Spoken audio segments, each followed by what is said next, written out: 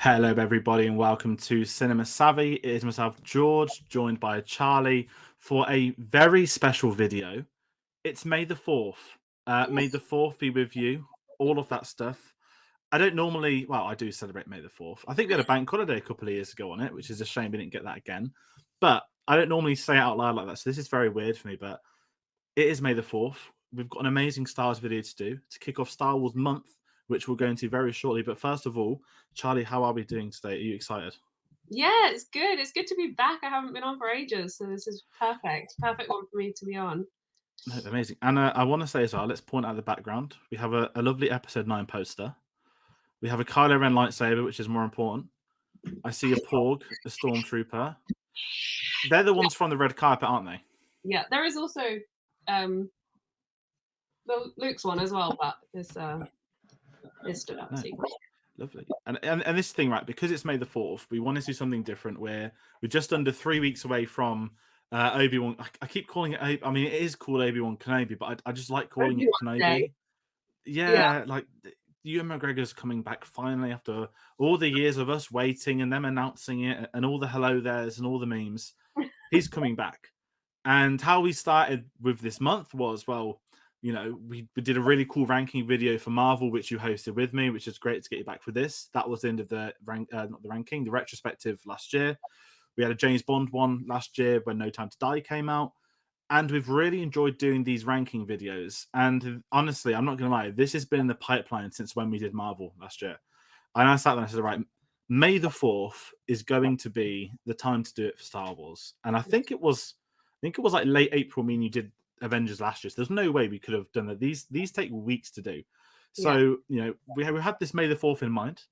I also had in mind that Kenobi would come out May the 4th. We are wrong on that front. However, it is coming out May the 27th. And as we've got nearer, the hype's kicked in. I've been rewatching the films. I've been speaking with a lot of people about Star Wars again because I kind of not kept out the limelight, but I went a year without watching it last year, and I hadn't done that for probably like 4 years. I think actually I might have watched Rogue One at some point very late at night. I don't really count that, but as the hype's kicked in, I thought there's got to be more than just a ranking video to do for Star Wars. So this is where Star Wars month comes into it. We've got a lot of stuff planned over the next few weeks. We've got this ranking video. We've got a Star Wars Reboots From Hell. We're finally allowed to bring back Reboots From Hell. As a series, we only got one episode on, but we take a classic film, series, franchise. We've got a list of 100 that we come up with last year that took us weeks to do, and a randomizer will tell us what films we're going to do. Now, obviously, we only got one done, and whatever happened after. But me and Tate said we want to do it for the Star Wars prequels because we want the Obi-Wan Kenobi hype. So every Monday as well, there's going to be some Obi-Wan Kenobi. Sorry, not Obi-Wan Kenobi videos. There's going to be Reboots From Hell for the prequels. There's going to be an Obi-Wan Kenobi prediction video at some point. There's going to be a tier list video as well. That's going to be best lightsaber duel. That'll be me, Tate, and a guest TBC, which we're looking forward to. So there's a lot of Star Wars stuff happening this month, and as we said, you have to kick it off on May the 4th. It's the perfect time to kick it off on May the 4th, and the Star Wars celebration at the end of May. We won't be there in person this year, which is a shame. We had tickets, but for whatever, well, they changed the date, and I couldn't make May. That's the real story there. So we'll be covering that from home, but we'll be covering it. There's Mandalorian panels, Attack of the Clones panels, Bad Batch, loads of stuff. I'm sure Kenobi's going to have something with it airing on the day, but yes, without sort of hyping it the entire month, let's really get into the ranking video. So we're going to go over it all, but before we do, we want to hand over to you guys in the comments. Comment below with your Star Wars film, and I'll say this as we said for the James Bond one. If you comment your top 10, I will make a graphic for you the way we have them on the video. I'll send it over to you, and you can keep it for whatever that's worth. It's a top 10 ranking. It's Star Wars Day. We're in a good mood. And we did it for Bond. It was really cool to see what other people sent in. So if you want to send in your top 10, that is absolutely fine with us. There's going to be no complaints. There's no mocking of those choices on the top 10. We'll be saying that as well. We're very in the mindset of, everyone's right to have an opinion on Star Wars. No matter how much you might disagree with that, I certainly will disagree with some of these that we'll see tonight. And I think we all will to a point. But everyone's got a different background, a different experience with Star Wars, and that's what really helps make Star Wars what it is. It's people of different generations, different eras coming together. So please do comment that top 10. I feel like I've been talking loads to Charlie. I'm not going to put you on the spot, Charlie, with a top 10. I want to ask you though, just because, you know, Star Wars month, we're going to get a lot of different people on. Who's your favorite Star Wars character? Luke. 100% Luke. Always will be, always has been. Perfect. I mean, you can't go wrong with Luke Skywalker. I want to put myself on the spot and ask. I think I'm still going to go for Kylo Ren. Of course, you're going to go for Kylo Ren. I would never have even questioned it. I don't have it at the time of recording, but by the time this video is up, on the next video, there will be a Hot Toys Kylo Ren in my bedroom. That sounds really weird. Not Hot Wheels, the little kiddie things. I finally made the plunge, and it will be a one and only. That's why there's no Anakin or Obi-Wan, because you have to buy them both. This is just a one and done. So yeah, that's going to answer my question. But for everybody at home, for everybody new to the channel, who's questioning why they're not talking about rankings, we're going to get to that. But we're also going to get to our social medias, where you can find us, when we announce videos, what we do, other stuff. So the best way to find that is getting us on social media. That's Twitter at cinema_savvy, Facebook and letterboxd.com/cinemasavvy. Links to public in the description below. Charlie's social media going across all. Do follow Charlie at Funny Old World X on Twitter. A lot of film stuff, a lot of good questions. A fair few GIFs. I think GIFs is the way Twitter's moving forward before Elon Musk takes it all away from us and bans certain ones. But follow Charlie on there, please, because she's taking a lot of time out today to do this video, which I'm always grateful for. But I did message you straight away as soon as I had this video planning. I said, Charlie, can you come on the Star Wars ranking? And it was it nice, easy, yes? Oh, without a shadow of a doubt. I was there, 100%. Definitely. So, as I said, you know, this month is all about celebrating Star Wars. Granted, we're not at Star Wars Celebration. Maybe if it's back in London or whatever country they go to next year, as long as it's not Russia, we're probably going to be there. So, there, you know, as I said, we'll be covering as much as we can. And in this video tonight, you're going to get a lot of rankings from people you might not have seen on our channel before, people you have seen on the channel before. A lot of these people will also actually be at Star Wars Celebration. So, there will be links to everybody in the description for everyone that's come on tonight that's took time out to submit top 10s. I'm just going to sort of go over the content of the top 10. So, as I said, we did it for Marvel and Bond. And, you know, we did it, I guess, for each film. We had like a 25 film series, you know, Infinity Saga, the Bond films. And it ended with this ranking. And it was a beautiful accumulation of everything we'd done and built up to, you know, the fact we'd all revisit them. And with Star Wars, I had that sort of not dilemma, but I started panicking. I was like, I really need to rewatch the Star Wars films, because it's been a while. And if anyone does follow me on my personal Twitter, I kept tweeting the you know, the box set behind me has got like the concept art as its pages. I kept slowing and now watching, and you know, I knew this video was coming and I wanted to take a really unbiased view into it. You know, I've got films that, well, yes, there are films in this that I do not like, but I still watch them. I gave them a go. Some of them was a fifth chance to give it a go, but it had been the first time since a certain cinema trip. So there's loads of things that sort of happen with this. And what I'm going to explain as well is the point system for this video. So if you're familiar with F1 or other ranking videos, these are going to be best described to you. But if you're not, I'm just going to sort of go over the point system.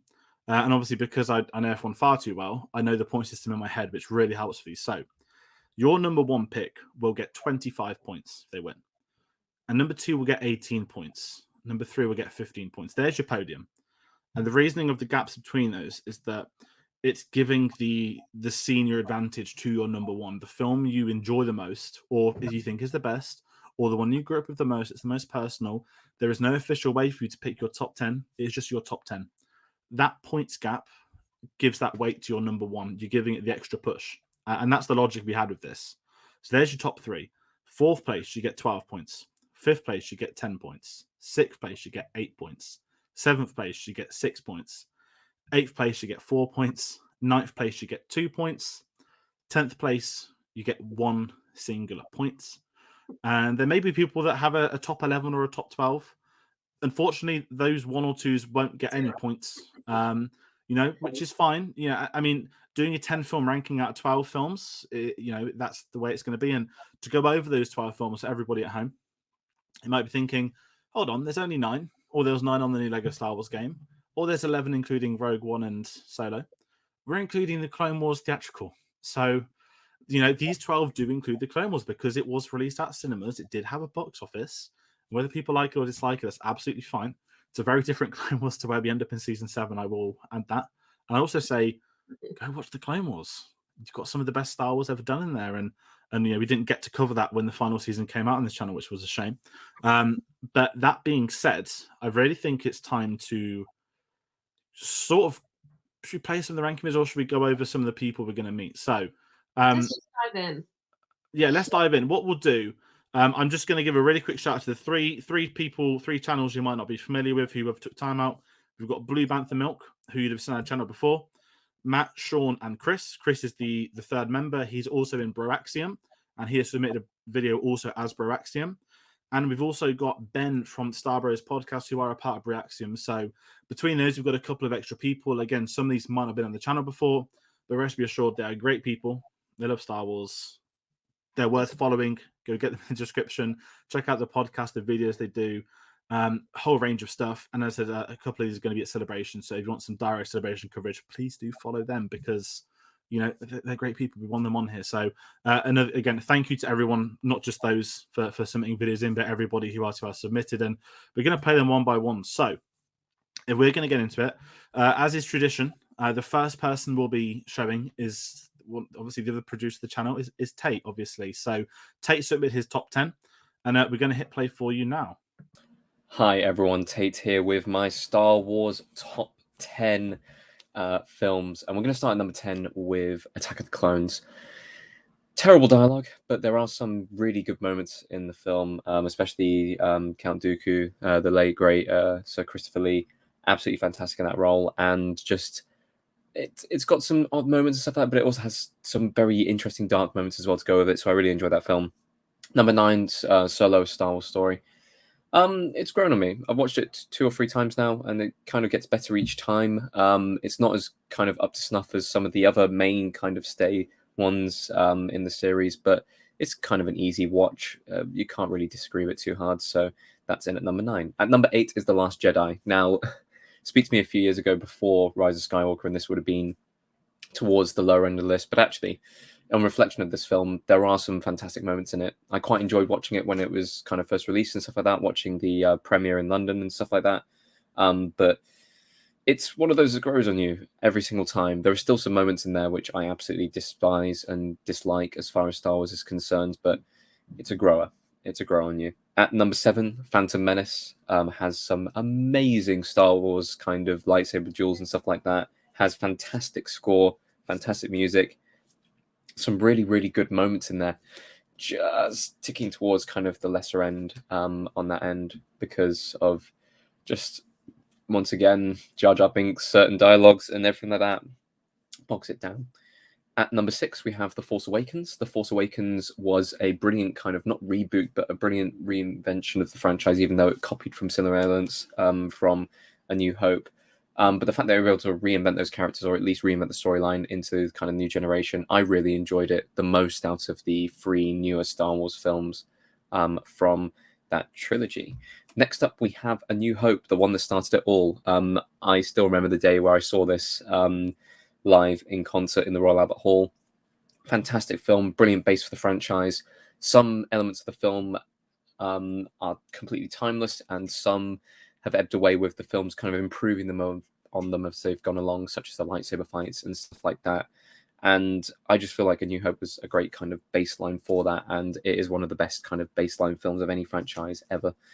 At number 4, we have Revenge of the Sith. Controversial that I'm putting Revenge of the Sith over New Hope. I know that some people are going to be angry about that, but Revenge of the Sith for me was my kind of generation and my film kind of when I was growing up. It's the one that came out in cinemas, and I probably saw first in cinemas and stuff like that. It's just such an entertaining film. It's the perfect way to finish off that prequel trilogy, and it just has some fantastic lightsaber duels, some brilliant acting, some of the best from the franchise in general, and I generally love it. And number 3, Return of the Jedi. I got on with this one quite a lot when I was younger. I enjoyed the Ewoks. There you go, guys. I enjoy the Ewoks in that film, but I think it's a great end to the original saga. It's a great kind of finishing point. It has some great kind of closure for just that element of the franchise and stuff like that. At number 2, Empire Strikes Back. which used to be my number one. It did. It's a fantastic film, almost a perfect film in general, from the filmmaking standpoint, from the acting standpoint, from just kind of continued storytelling from where it started with A New Hope. I really, really do enjoy it, and it's one of those where I can just watch it on repeat. But my number one for the top 10 Star Wars films, I've got to put Rogue One there, and it's one that, like, I think shocked everyone on how good it actually was. It's one of those films where you can stick it on in any situation, and a lot of people have said they'd happily have it as like kind of the start of the new kind of like stick it in there before A New Hope and stuff like that, as far as watching kind of in the order of things and stuff like that. No one would ever expect that from a film that was so good. Genuinely awesome film. Cannot wait to watch it again, and I'll just watch it on repeat. So there we go. There is my top 10.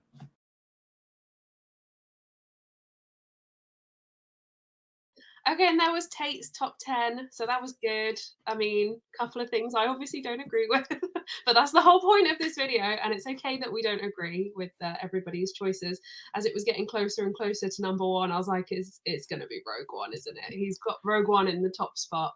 But yeah, no, I think that was a great list, great reasons, although I will frown heavily every time someone insults Jar Jar Binks on this video, because leave Jar Jar alone. Yeah, it's. I mean, I'm going to bring up the schedule now, not the schedule. Sorry, his ranking.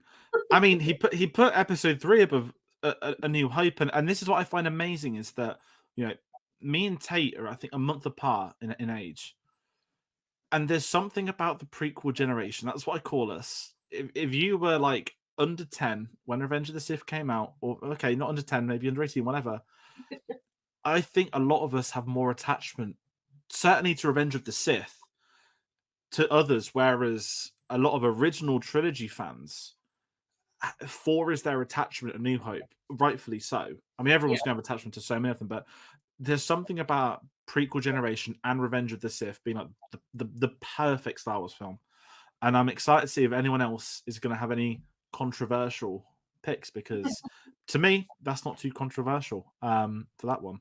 And with that in mind, next up, we have our first guest. So bringing on Ben from Star Bros podcast. As I said previously, he's a part of Broaxium. All the descriptions below. He has sent in his Star Wars ranking. I'm going to hit play for you now. What's going on? This is Ben from the Star Bros podcast as part of Broaxium, and I'm here to give you my ranking of the Star Wars movies from 11 all the way down to number 1. So let's start with number 11. Now, it's really hard to put any of these movies at the end because I love all of them. But if I had to put one, it has to be Attack of the Clones. It has one of the best scores. The love theme is the best. The Clone Army, the Clone War Inception, Jango Fett is awesome with the seismic charge sound. We get a ton of great things from this movie, and it's all around great. The love story is a bit iffy, and it hasn't really aged well. Sand, right? The comic relief of C-3PO, I liked it, but I know a lot of people didn't. It's still a solid movie. Just don't mess with our childhood. I'm still going to put it at number 11. Number 10 for me, The Rise of Skywalker. Now, flawed, yes. Rushed, a little. Problematic, maybe as much as Attack of the Clones, but really, it's satisfying. Palpatine as the overarching baddie of the whole saga really works for me. Paying off his death the same way kind of Mace Windu did it totally works for me. Redeeming Kylo Ren and Rey's identity crisis, like being solved, that to me is amazing. And then Babu Freak. Like, there's a masterpiece at work here. You just have to dig a little hard to find it. Number 9, The Phantom Menace. Now we start splitting hairs here because some of these movies get really good and it's hard to put them this low on the list. But pod racing, Darth Maul, double-bladed lightsabers, Duel of the Fates, Qui-Gon Jinn. Yeah, the ships are shiny, but I kind of like that. I mean, not every planet has to be Tatooine, oh wait, Vespas, never mind. But this movie is much better than people give it credit for, and just because it's ninth on my list does not make it bad. 8, Solo. Now, forget everything from behind the scenes. Forget that there were 2 directors. This movie is a good movie. Kira, arguably the best nuanced character in Star Wars today, behind Han. The Chewie Han first encounter is great. Lando and all those capes and his suave. And even if you didn't like some of those explanations that you get, come on, at least we know for sure Han shot first. So that one is a solid 8 for me. Number 7, The Force Awakens. Now, the intrigue of all these new characters is really its best part. You know you cheered when Rey caught the lightsaber and when Han showed back up, and you cried a little bit when he died too. Don't don't try to hide it. You cheered again when you saw Luke. And sure, Starkiller was a bit derivative, but if you knew how to build the biggest super weapon in the galaxy, wouldn't you try to keep building it again? I mean, come on, right? Solid number 7. Plus, it gave rebirth to the franchise, and I can't knock it for that. Number 6, Rogue One. Now, this one hurts because if it weren't for all the masterpieces ahead of it, it would be my first. The slower intro is made up for by one of the best epic finales ever, and that's the only bad thing I'll say about it. The lesson of hope coming from the deepest abyss, the most unlikely person against all odds, is so poetic. It really makes an already great movie and A New Hope even better to know the sacrifices that were made by heroes before it. The last 10 movies of this movie are arguably the best 10 minutes of any movie in the modern era. And that means any movie in the modern era. They took risks and they paid off. And really, that Vader scene, it's truly the best, and it makes him the fiercest villain just like that in 30 seconds. Number 5, The Last Jedi. I unapologetically declare now that The Last Jedi is the best film of the Disney era. The throne room scene still gives me chills. The character development for Luke is spot on to me. Finn and Rose are great together, and all our heroes learn what it means to fail. The struggles are real for our heroes in this middle chapter, and I think it's done really right. Not to mention, this movie is like watching the Mona Lisa being painted right before your eyes. I love it. The cinematography is just great. Number 4, as hard as it is to put it here, A New Hope. Again, continuing with our 6-way tie for first, there's nothing I need to say about this movie other than it's just classic. Everything starts and ends with this story. When you just want a good story to watch, this is the one you put on. We wouldn't have this list if it weren't for this movie. But why 4th? I really don't have a good reason, but it should hopefully make sense with the next movies I talk about. So, 3, Revenge of the Sith. Yes, a prequel is in my top 3. This is the most important to me personally, and that's why it's so high. Without this episode, Star Wars would just be another trilogy of predictable happy endings. Ending a trilogy with Order 66, though, is gutsy. So, I think it works, and it has the best and most lightsaber battles, and it teaches us that hope can only be as sweet if it follows something better. So I have to put this one at number 3. Number 2, The Empire Strikes Back. I didn't appreciate this movie as a child, really, if I'm being honest, but I certainly did more as I grew up. The movie really subverts all expectations with its shocking ending and showing the vulnerabilities of heroes, and it gives us Yoda and all the lore of the Force and the Jedi. To me, this movie is the back, really, upon which the whole entire Star Wars universe is built. So, just like the last movie I mentioned, sometimes the bad guys need to win for the victories to be that much sweeter. And now we've made it to my number 1, which the only one left is Return of the Jedi. Now, again, as a kid, this is the one that I would put on repeat all the time. Seeing the rebels win, dismantling the empire is just so satisfying. And being the hero of the galaxy is one thing, but Luke then being the hero of his father to me is just even better. The movie is why the prequels exist. It's why the Clone Wars exist, even the Bad Batch, if you want to extend it that far. And it teaches us the most important lesson of Star Wars. No matter how far gone you are, anyone can and is worth redemption. So there you have it. That is my ranking of the Star Wars movies. Thank you for listening.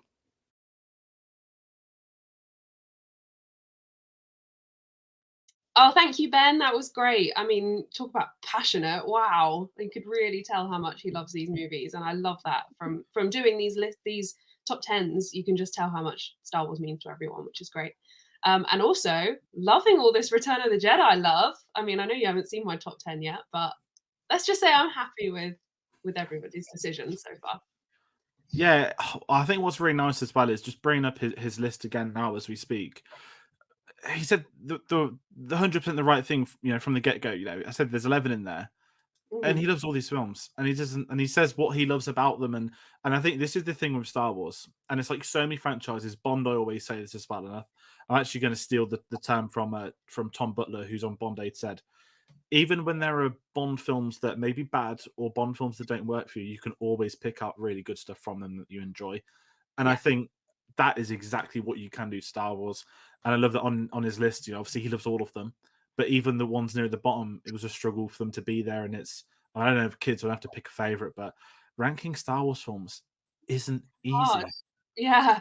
Yeah, and I know the struggle for a lot of people. So, and that's why I really respect everyone for doing this, because I know how hard it is to rank this. It might be harder for some than others, and we might find out tonight. Some might find them really easy to do, or select areas of whatnot. But that being said, again, thank you, Ben, for sending that in, and everyone follow Star Wars Podcast within Baraxium. Links again in the description below. And next up, we have a regular. We have the one we all knew was coming.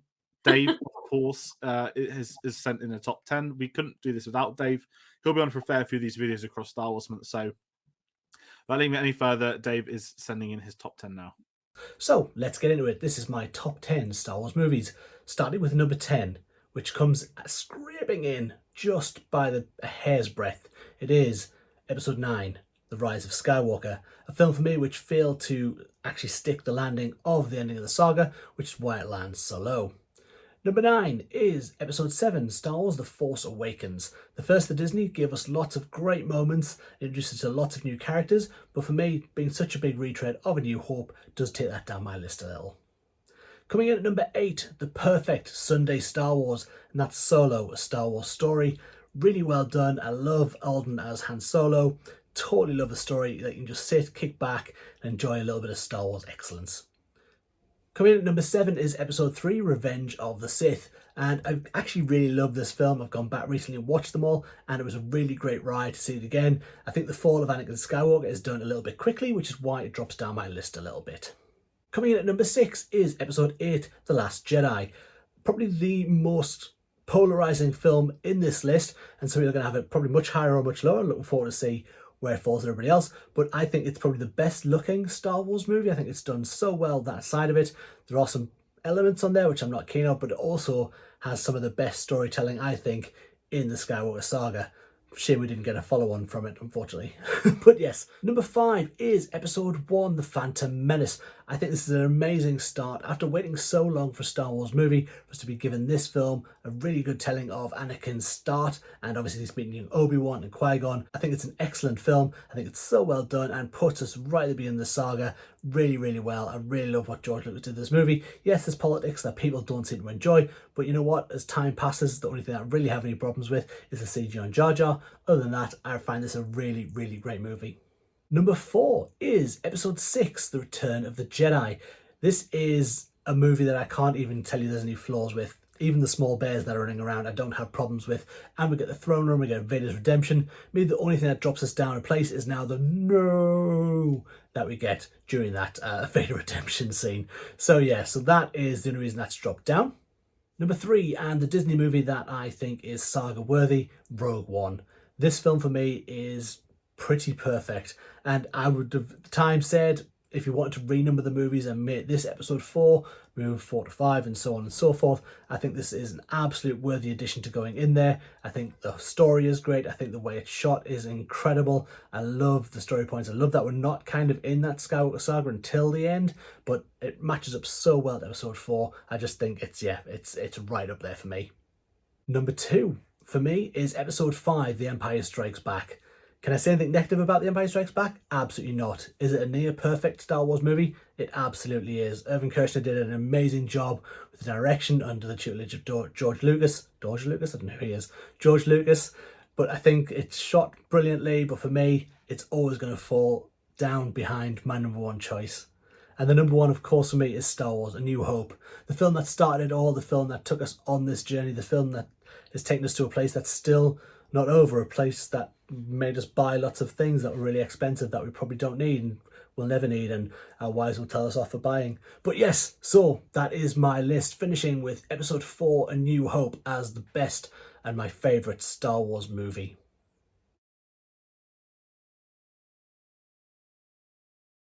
Thank you, Dave. That's a great list with some great props in the background, as always. Very, very surprised to see that nobody has put Empire at number one yet. I kind of always assumed that was just the favorite, everybody's favorite, you know. So I'm quite intrigued to see where it's going to land eventually on the final list. Yeah, I mean, bringing up, can't go wrong with A New Hope, and we've had three different number ones so far. Yeah. We've not had the same one yet, but I love seeing how high the Phantom Menace is. For many people, that's their first Star Wars film, or certainly a certain generation. But it's 10, 15 years ago. People's top 10. Well, there wasn't 10 films 10 years ago. There was 6, wasn't there? 7. Six. Sorry, with Clone Wars. But yeah, it's going to be lovely seeing how these all come together. And again, I think every generation, every person's had a different experience watching these films or growing up with them. And we can't not have Dave send them in. We kind of need them. And I'm excited to see if we do get any other picks that maybe it'll just be those 3 films that keep at number one. I doubt it, but you never know. And next up, I'm delighted to bring on. We've got Sam Rogers. Now, Sam was on our channel for the Amazing Spider-Man 2 review we did in Christmas. He's a big fan of the prequels, a massive James Bond fan, and I dropped a message to Sam. Got to get him for a ranking video. We've got to get you on for Reboots From Hell as well. So next up is Sam, and you'll be sure to see him back in the next couple of weeks as well. Hi, I'm Sam, and this is my Star Wars top 10 film ranking. So at number 10, I have Star Wars Episode 8, The Last Jedi. I think it looks great. Aesthetically, it's fantastic. However, I just think some of the decisions to go with the story and the characters didn't really fit with the trilogy and with the overall saga. I commend Rian Johnson for trying to do something different and for taking things down a different direction. But I think the choices made are a detriment to the whole trilogy. Doors are closed that are opened in The Force Awakens, and they are backed into a corner for Rise of Skywalker. At number 9, I have Star Wars Episode 7, The Force Awakens, which is a really good start to the trilogy, and I did enjoy it upon first release, and I still enjoy it now. However, I think it relies a lot on the tropes of the original trilogy, and specifically A New Hope, which is a shame because I think it loses some individuality because of that. Although it is great to check in with our established characters, and I think the new characters do a good job in bringing themselves into the roles that are set out by the film. At number 8, I have Solo: A Star Wars Story, which is a really fun adventure. I don't have too much to say about it. I think it's a story that we didn't need to see. I wasn't looking forward to a solo adventure, I'm not going to lie. But it actually is really fun, and it's great to see new characters and a story that isn't just based around, the saga. At number 7, I have Star Wars Episode 6, Return of the Jedi. It's a film that I've loved, since for as long as I can remember. It's been, a part of my life the entire time I can remember, but I think the introduction, the first act, is a bit weak for me. The final battle, the space battle specifically, as well as the confrontation between Vader, Luke, and the Emperor, I think are all super solid parts of the film, and I think some of the best parts of the saga overall. At number 6, I have Star Wars Episode 2, Attack of the Clones. This is a jarring film for me at times. I can enjoy it a lot, however, I think there is an excessive amount of CGI, I think it's safe to say. I think some of the dialogue is a bit weird, but I do think what is being shown to us is really great. I love the final battle on Geonosis. I think that's all great. I think all of Obi-Wan's sequences are fantastic, and I think it's just great to see the seeds thrown in even more after Phantom Menace for Palpatine's rise to power. At number 5, I have Rogue One.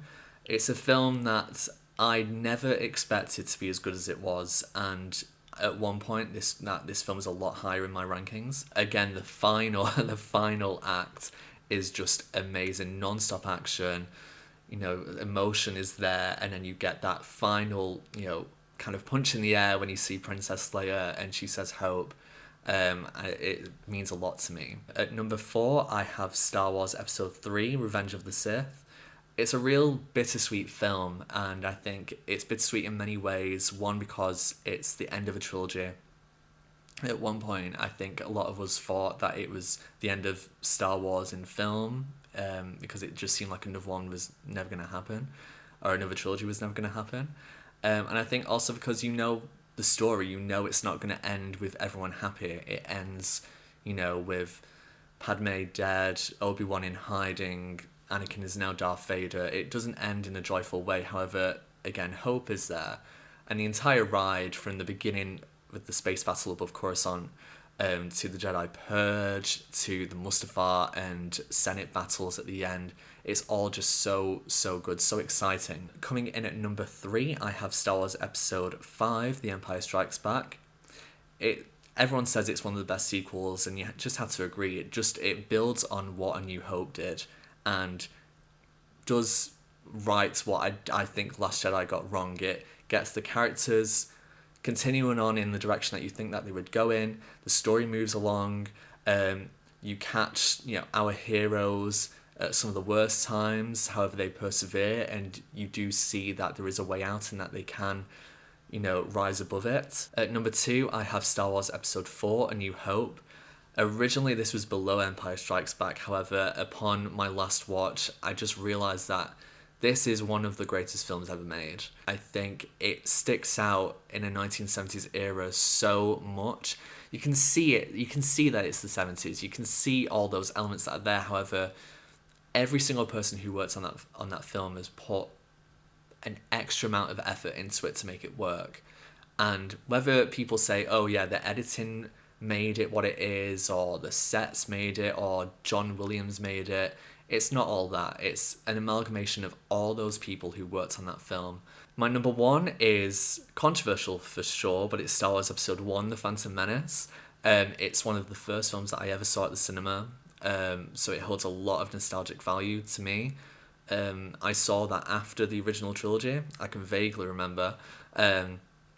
So I had an idea of what Star Wars was, and Star Wars Episode 1 became my Star Wars, and it made me become a bigger fan than I was. Originally, it was just, oh, my dad is showing me these films, but then it became my films and my story. It's not the greatest film at all, and I can't say that it is, but everything about it is fun, you know, and I think that's, for me, fun is the main element of the Star Wars film. It needs to, you know, get people wanting to see it, whether it's, you know, the action, the emotion, or just seeing characters travel in a spaceship. And Episode 1 just does that. And I think a lot of us who were around my age saw ourselves in Anakin, and I think because he's a kid in that, it really, you know, helps. It helps us, you know, go along on his adventure, it feels.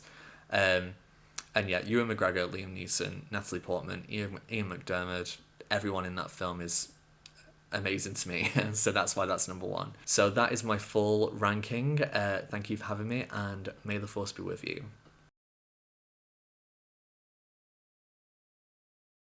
Oh, thank you, Sam, and may the Force be with you too, and with everyone who's taking part tonight. This is great fun. I'm enjoying it so much. Very interesting list. Very interested to see Phantom Menace as number 1. Not something that I agree with necessarily, but doesn't matter. My opinion is not gospel. But yeah, great list. Great reasons. Again, so much passion in his love for these films and these characters, and yeah, it's interesting to see where this is going. Yeah, absolutely. And I mean, I think I dropped Sam a message if he's watching. Obviously, I remember, but I'll check. But he's got the same PS1 Phantom Menace game as me, and anyone that's into your collectibles, certainly that late 90s, early noughties, just have a look around Sam's, where everything is. You've got the new Lego Star Wars game, which we've both been playing a lot of. Mine is just there. Just there. mine's in the console, so I can't show it at the moment. But the Luke figure's going for silly amounts, but I won't be selling it. I don't know why. I really don't know why. But I'm just going to quickly bring up his top 10 again for everybody at home. So I absolutely love that the first 3 of his top 6 are the Star Wars prequels. Absolute legend for doing so, because, you know, as Sam alludes to, if you were that age at that time, and I'm glad he mentioned the stuff of Anakin, because, you know, growing up, I think we did, to find out that Jake Lloyd was like terrorized online, bullied online, and obviously he's had a lot of issues, and we hope he's, you know, getting better. It was really hard for people like our age group that was like Anakin was our hero as a kid, because he was although he was a little bit older than me still, I was 3 when that film came out, he was still like my hero as a little kid, and he looked like my best friend. And yeah, I absolutely love that you've got Phantom Menace at the front of that. That's extraordinary. And speaking of extraordinary, next up we have Blue Banther Milk. Now, if you're not familiar with Blue Banther Milk, I mean, they're a fantastic channel. We've got Matt, Sean, and Chris. We have the Bantherverse, which is all programmed via AI. You have to see it to believe it. I'm going to tell you to believe it. Go in the link, click on their channel, hit subscribe, and check out. They've done episode 10 written by AI. They've got the Calrissian Chronicles. They've got the Death Star Trench Run. They've got so much incredible AI stuff. I think they've got episode 2.5 as well, where Anakin and Padme and loads of other stuff. So if you want something funny, chilled out, that's not super extreme opinionated, that's just fun, please do check out their videos. And with that being said, I'm going to bring up their top 10 now. The peril of ranking Star Wars movies is that emotion plays a huge part in the choosing. Perhaps you watched a movie as your child, or it was your crush's favourite. Maybe it was a movie you watched where you got your first boner and you just never got over it. Hi, I'm Sean from Blue Banther Milk Co., and we forego emotion for the cold, calculating efficiency of the machine.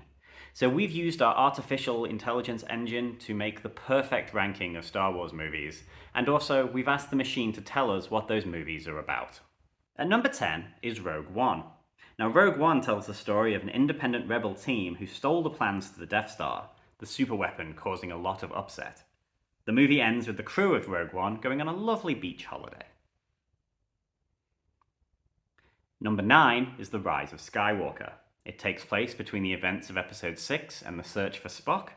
A galaxy far, far away is falling apart as the galactic baddies make a last-ditch attempt to destroy the rebellion. A new character, Han Solo, enters the game. He is a maverick smuggler who knows more than the droids that he hangs around with. Number 8 is Revenge of the Sith. In this movie, we finally find out that Darth Vader is really Anakin Skywalker. Anakin has a daughter with the love of his life, and that daughter grows up to be a Jedi. Anakin marries another woman and they have 2 children. So it turns out the family tree was in error. And that explains a lot. At the end of the movie, the Emperor sends Anakin to the volcanic planet Mustafar to drown in lava. I'm Chris Ryans from Bro Axiom and Blue Banther Milk Co., continuing with our AI-generated Star Wars Top 10. Because why make a decision when you can pay robots to do it for you? Now, I'm reading this for the first time, so let's be confused together. Number 7 is A New Hope. A New Hope is also called A Newer Hope in the UK. It is a story of a young man called Luke Skywalker who founded the rebellion in the United States. All right. He leaves Tatooine. He leaves Tatooine to live on a peaceful planet on Yavin 4. After the ship he is traveling on is captured, Luke meets Lando Calrissian and other new characters and helps them free their ship and pay for their passage. Luke and his small band of fighters have to battle Vader and his Wampa. I kind of want to see that. Yeah, I want to see that. Number 6 is The Force Awakens. The story begins with Luke Skywalker training an unlikely crew of Jedi and Kylo Ren, the son of Han Solo. Kyle Ren is seeking his father's lightsaber, which is hidden on the remote planet of Jakku. There, a young woman named Rey, Poe Dameron's daughter, finds Luke Skywalker and gives it to Poe to help him find his father, Jabba the Hutt. Wow. Fever dream. I kind of want to see that. Number 5 is The Empire Strikes Back. The story begins with the rebels gathering on the beach. The rebels have become targets of the Empire, so they've abandoned their base on Yavin 4 and have stolen Princess Leia's escape pod and plan to make it to safety. A pilot named Wedge seeks out Luke Skywalker to learn about Han Solo, who's become a stormtrooper. This is so ridiculous, but I really want to see it. Number 4 is Return of the Jedi. This movie begins with Luke Skywalker spending some time in space alone when he realizes his sister Leia and Han Solo are being held captive in the escape pod from A New Hope. Luke sends a message to Obi-Wan Kenobi telling him of the events. Luke Skywalker is forced to abandon his plan to create an army of Jedi Knights when he is tricked by the Death Star into buying an army of astromech droids, which cost him his arm. And I'm Matt from Blue Bantha Milk Co. also, here to deliver our final, the top 3 Star Wars films in this list, as decided by a faceless, emotionless, soulless artificial intelligence with whom we share our most intimate secrets. Number 3 is Attack of the Clones. The movie begins with Padme Amidala, Princess of Naboo, planning her wedding to Prince Anakin. The movie follows Anakin, who is much darker than the soft-spoken Luke Skywalker. Anakin and Padme invite Mace Windu, Jedi Knight from the Phantom Menace, to their wedding. Windu leads an army to Naboo to prevent the wedding. Meanwhile, Queen Amidala gets kidnapped, and the episode ends with Anakin and Padme holding their wedding at the local registry office. Number 2 is The Last Jedi. The story begins with Rey, who now knows the ways of the Force from the Jedi tree, who has grown into the series' Luke Skywalker type character.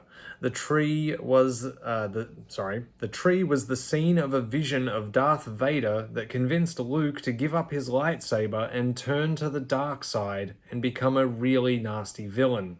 In this new movie, Luke and Rey have a struggle with Rey's grandfather, Kylo Ren. And finally, our number 1 is the Clone Wars animated movie. Sorry. The movie begins with Jedi Master Yoda reading Obi-Wan Kenobi's diary about the rise and fall of the Empire. Yoda begins to teach a new character named Anakin Skywalker how to fight, but decides it would be better if Anakin was trained by a real Jedi. Anakin is sent to train with Qui-Gon Jinn. The movie follows Anakin as Qui-Gon teaches Anakin how to learn and find the Lurt. I don't know what Lurt is. The Lurt form of the Force.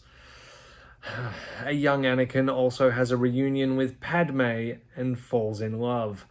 Anakin, who is now on the dark side, takes over the powers of true love and buys Padme an Ahsoka Tano action figure.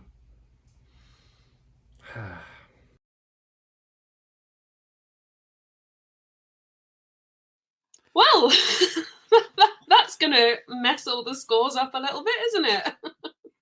That was thank you, Blue Bantha Milk, for that. That was great fun. I laughed more than I have in a long time, so that was brilliant.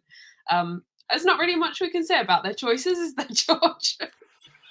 I mean, the Clone Wars is number 1, so the AI has picked another champion, and we're still yet to have episode 5 top anyone's list. But I just when it came in, I mean, obviously because bit behind these people at home, I met Matt at Celebration back in Chicago in 2019, and we got on very well. And he's been on a few of our videos, and when you got the time zone difference of Australia to the UK, it's so hard to organize videos. So when these were coming through, I was like, we're getting an AI top 10, and I feel so lucky because if you've seen their channel, the programming is insane. That is an understatement. So if you thought that was a taste of what they're about, please do check their channel out. They're very funny, and again, it's just this is what Star Wars is about. We're having a laugh, as you said. You've laughed a lot. I laughed a lot with that, and we hope you enjoy it too, because it's a nice way to break it up. We're at the halfway point.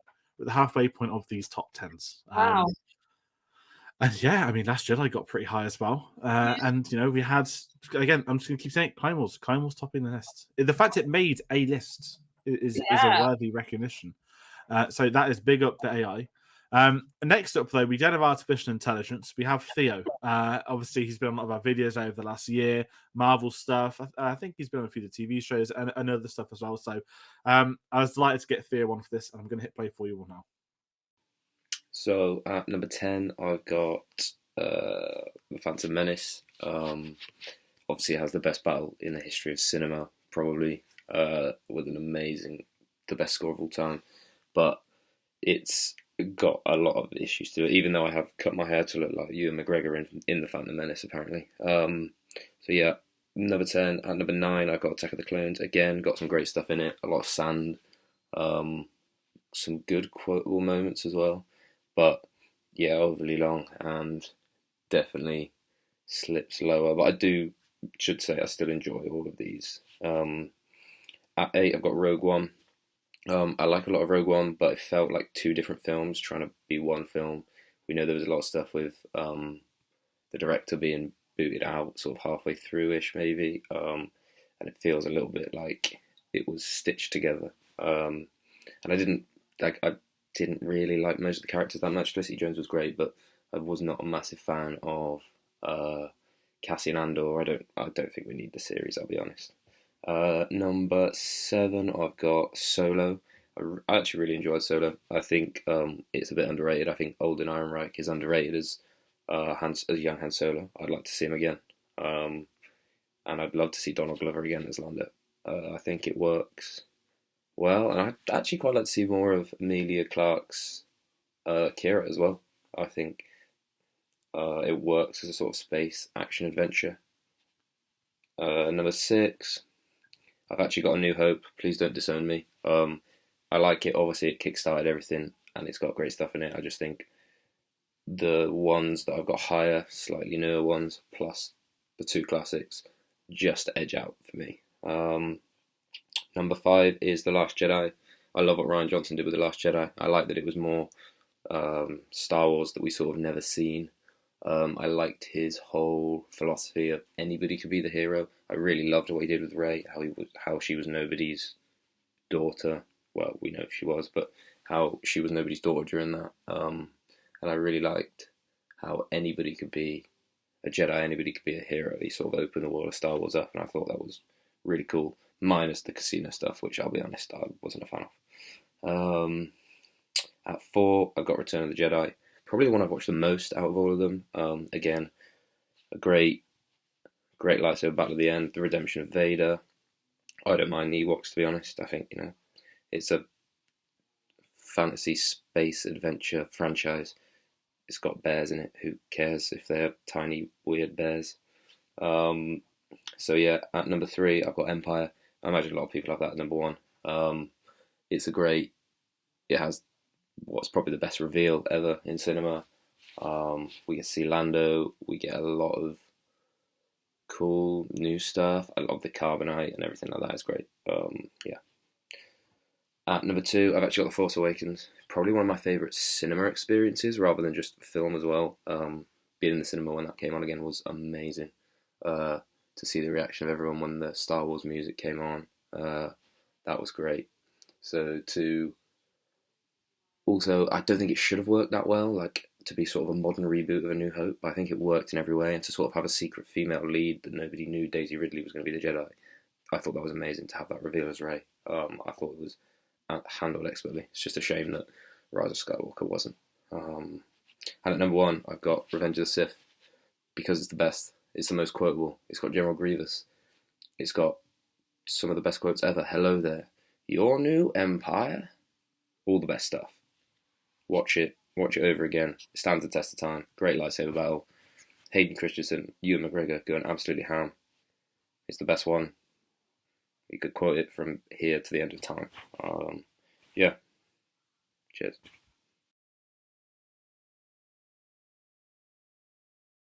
Thank you, Theo. That's a great top 10 there. A lot of love for Revenge of the Sith. I mean, we've been ordered by Theo to go and watch it, so I think we should do that after this video. Also, I'm seeing quite a lot of love for Solo, which is interesting. Didn't expect that. Yeah, I mean, Solo's a fascinating one because I think everyone says the same thing that, like, it is fine. It just had terrible marketing and it came out too close to The Last Jedi. And looking at it here, 7th is spot. But listen, Revenge of the Sith coming at number 1, nothing to be ashamed about.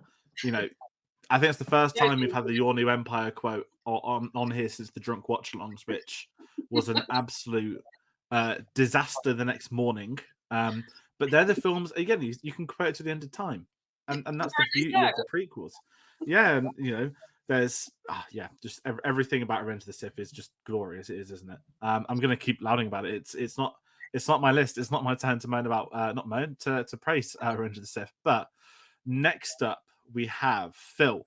So if you're familiar with Phil, he used to do One of the Force with me and Dave, and he was on that Kenobi trailer discussion. Delighted to get Phil back on for this. I'm sure you'll see him again later on this month. So playing his entry.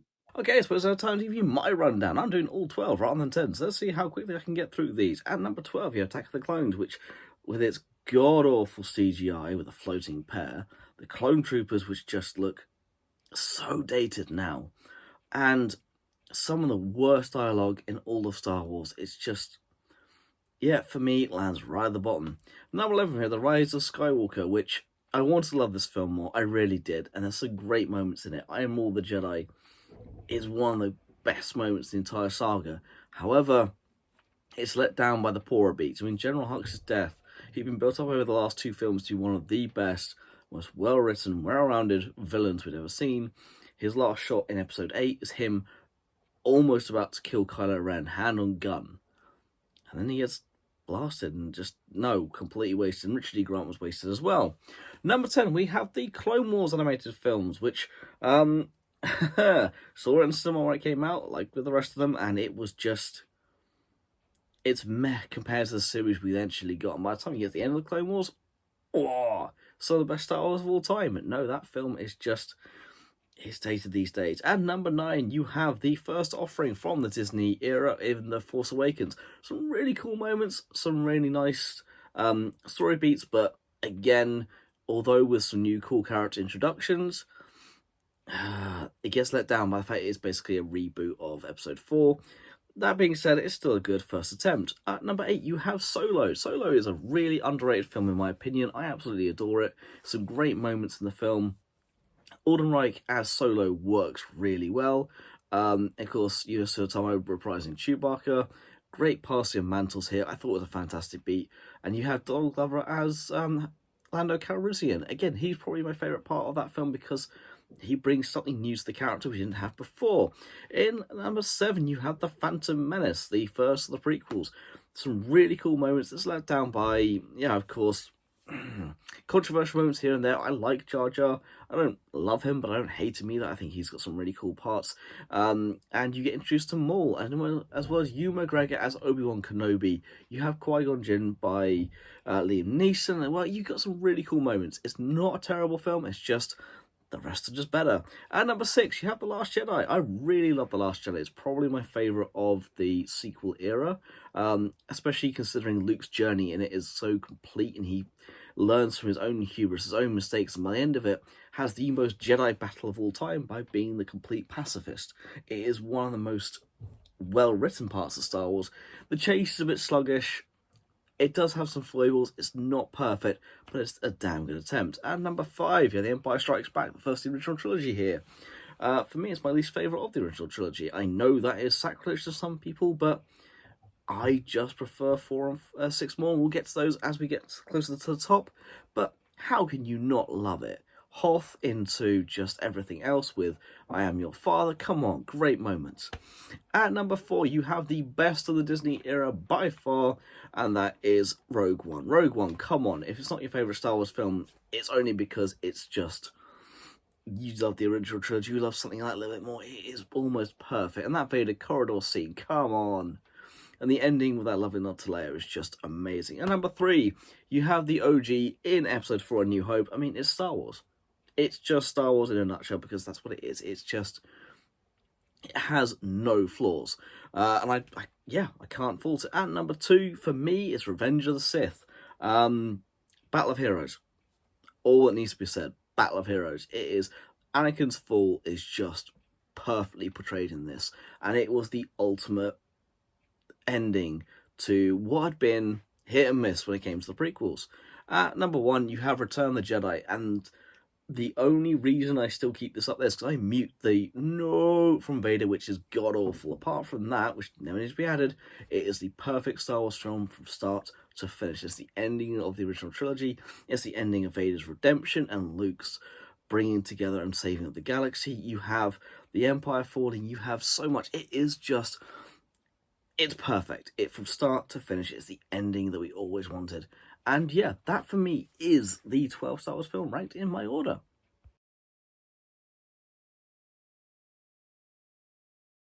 Thank you, Phil. So top 12.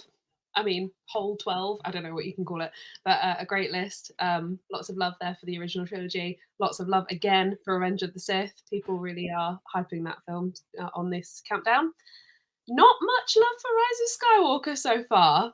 Don't think many people are too surprised about that. No, I think the biggest surprise of that, and I know that Blue Panther put Clone Wars #1, but Phil, the human, has put Clone Wars at number 10. So it made the list, and you know what? Fair play, because yes, it's already on the board, but it's nice to get it on the board that's not just AI.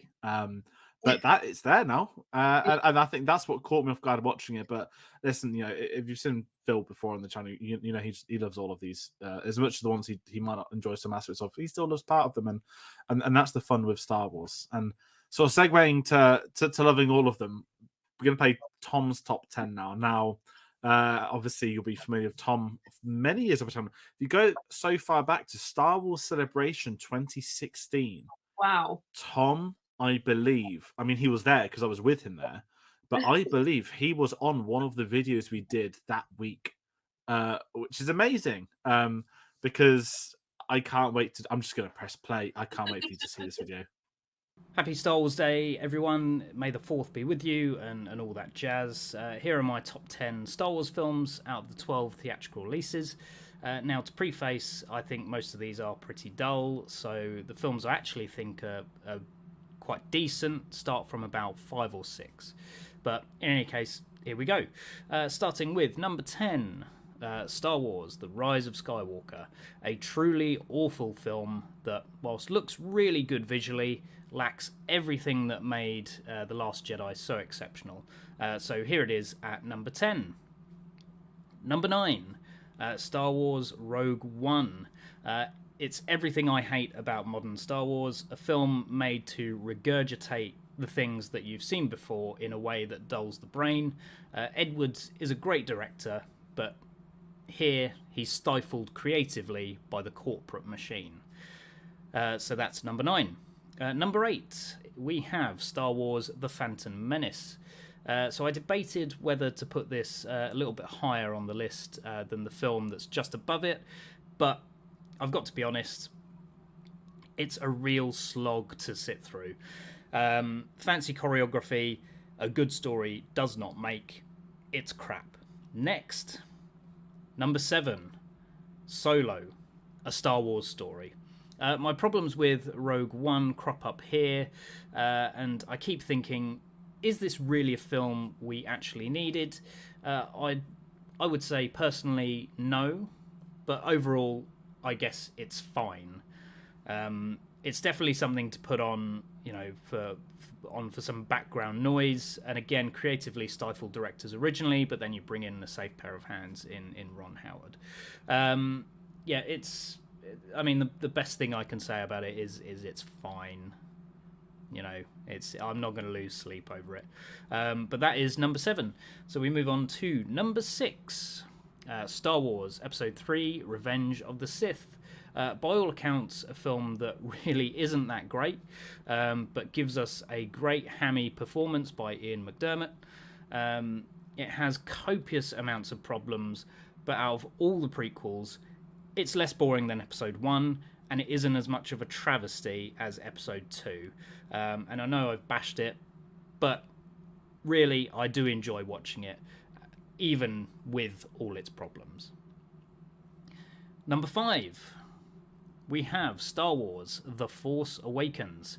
Now, when I first saw it, I didn't think very much of it, feeling it was a retread of A New Hope, and that was the consensus and the theme that you saw throughout all the reviews within the circle talking about The Force Awakens. But I've really come around to it since its release, and given that Star Wars needed a bit of a refresh after the prequels, it can be forgiven for giving us something that feels so familiar to the old films. And whilst I would usually hate that, I find that with the new and extremely likeable characters and the stunning visuals, it all but makes up for its inherent familiarity to the old films. Number 4, Star Wars Return of the Jedi. A fantastic final space battle. It's got some amazing visuals and an emotional climax, which gives us a good but not perfect end to the original trilogy. I love the film, and I will always love it for its epic climax, and it's, you know, that final space battle is something I can endlessly watch. But you know, and here's the caveat. It all depends on which version of the film I'll be watching. If it's the theatrical release, I'll keep it on and have a brilliant time watching it. If it's one of the special editions, I will immediately switch it off as soon as it hits that awful Jedi Rocks song at Jabba's Palace. But overall, it's great, and it's number 4. Number 3, we have Star Wars, or Star Wars Episode 4, A New Hope. The film that started this whole mess of a franchise, but one that is really great. Lucas back in the 70s was a real pioneer as a filmmaker, and this really is his magnum opus. It's great, bombastic, well-paced, and full of thrills with very few spills. Number 2, Star Wars Episode 5, The Empire Strikes Back. Quite frankly, you know, it's the best of the original trilogy, and a film I absolutely adore. It's both exciting, funny, and dark. It puts the characters we love through the ringer, and shows them to us at their lowest. It's brilliantly well made by a brilliant director in Irving Kershner. And I think we all know what's coming at number 1. We have Star Wars Episode 8, The Last Jedi. This, quite frankly, is a masterpiece. Regardless of what, you know, idiotic detractors might say, this is Star Wars at its storytelling best. It's rich in themes, rich in detail, breathtaking in its visuals, and it's a truly superb effort by Rian Johnson. You know, as I've said, this is Star Wars at its best, and this will always be, to me, the very best of the franchise. I love it that much, and you know, for all its detractors, I say, please meet the film on its own terms and engage with its story. And I promise you'll find a film rich with detail, storytelling, and theming. It's truly amazing.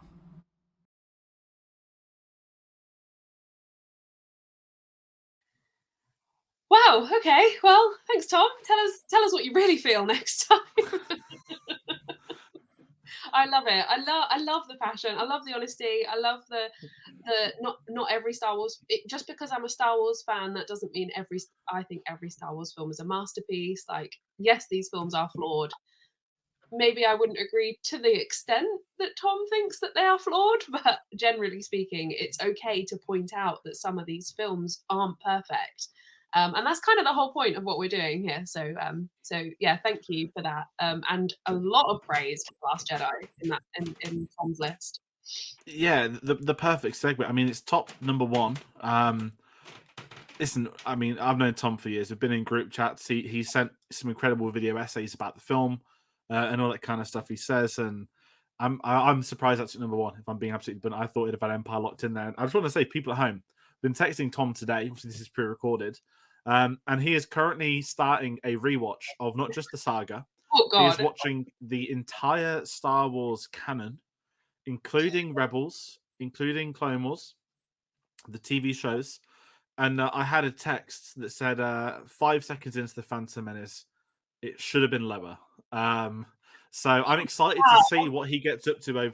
I can't wait for him to see Bombad Jedi in the Clone Wars. That's my message to Tom. You got a real fun trip ahead. But listen, you know, it's what I want, these varying opinions. And as you said, Charlie, the ones he dislikes, he speaks so well about the ones he loves and Yeah. you know, thematics and all that sort of stuff. So there's no way I was not having Tom on this video because we absolutely need that.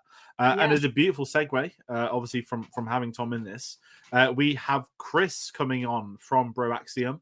Now you've already seen him in the Blue Bantha Milk video, and this time he sent in his top 10 as well, which I'm very excited to show you. So I'm just going to hit play now. Hey, what's going on, Star Wars family? My name is Chris Ryans from Broaxium and Blue Bantha Milk, and I'm here to give you my rankings for the Star Wars films. Now, mine are going to be a little bit different because for me, I love them all equally. I really do.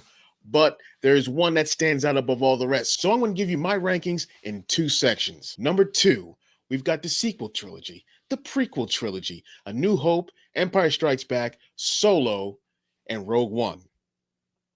And for number 1, it's Return of the Jedi. Listen, I was the right age when this movie came out. I was 8 years old. Whenever I even think about that movie, like right now, there is a sense of childhood, childlike wonder that I cannot even describe to you. It's unlike anything. There's so much that to love about this. For me, it was, you know, the end of the whole saga at that point when this came out. And there was such a great finality to it, especially when the special editions were done. Like that victory celebration music, everything was just perfect.